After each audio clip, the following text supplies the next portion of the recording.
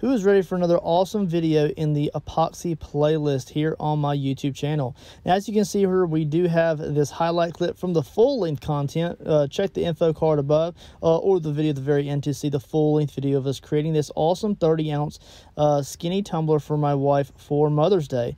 The kids chose out the alcohol inks, and we're going to go ahead and apply some two-part epoxy to this.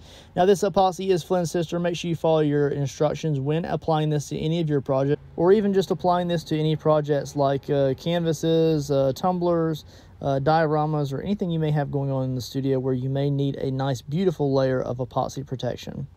So we're going to go ahead and start off by using the part B side. We're going to pour out around 15 milliliters in total, and then we're going to do the A side as well.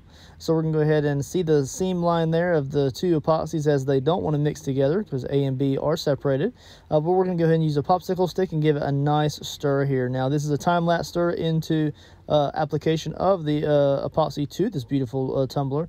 Look at the amazing colors that we got out of this project here, guys. Again, check the end of the video and you can see us creating this bad boy from beginning to end. It is an absolute blast. I was really enjoying the process of getting the kids into the studio and just really having fun creating something for my wife for Mother's Day of 2024.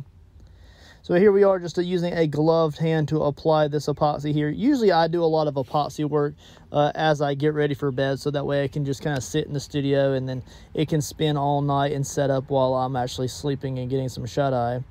But as you can see here, I'm just slowly applying the epoxy here. Sometimes I'll really just throw the epoxy on, but I really do like and enjoy the process of just applying it to the outside of the tumbler and making sure that it just has full coverage, inch over the whole project here. Making sure I kind of stroke it upward towards the top rim of the cup. Make sure I kind of cover up some of that exposed glitter. Well, not really so exposed, but just kind of chunky. I don't want that to be popping through the epoxy. Now, this is indeed a flood coat over this project, so we will have a little bit of excess.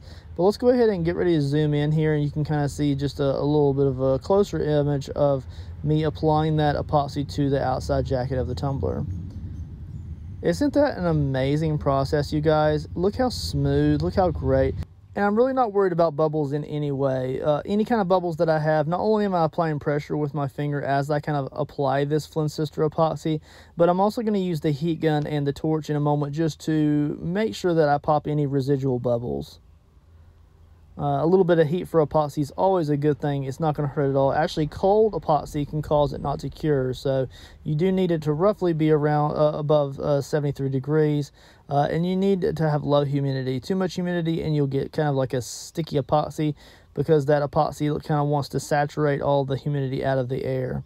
It can cause it not to cure properly. So some people who are starting off, tumbler creations, and they're getting a really sticky outside jackets, either they're not mixing up their epoxy right, it's the wrong temperature, or the room is too cold.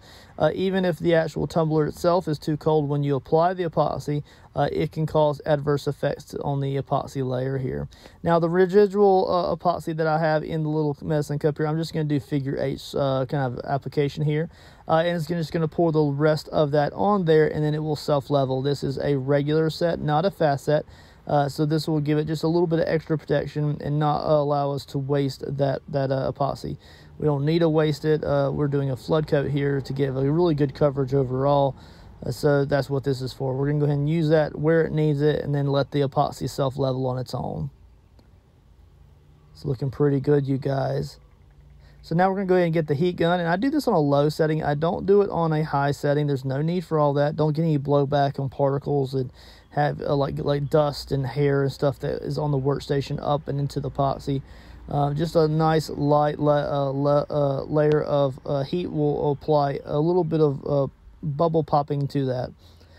So any bubbles that are just kind of on the outside edges of the epoxy will be popped with this process. And of course, it also allows the epoxy to warm up a little bit, and it allows it to even self-level even more. The hotter the epoxy is, the easier it is to flow, and it's okay to heat it up quite a bit before it actually goes into curing process. Using the heat torch there, as you can see, just hitting it really quickly with the torch allows that butane burning to pop any residual bubbles that the heat gun just didn't pop via just the air and the heat. The torch really does help quite a bit. What do you think, you guys? Look how beautiful this tumbler turned out. Now, again, if you want to see the full-length content of creating this beautiful swirl, you can definitely check that out, and it is on the Tumbler solo creation playlist on my YouTube channel also. I hope you guys enjoyed this video tutorial on Flynn's Sister Epoxy. Make sure you use my code in the description below. Make sure you subscribe, and I'll catch you later.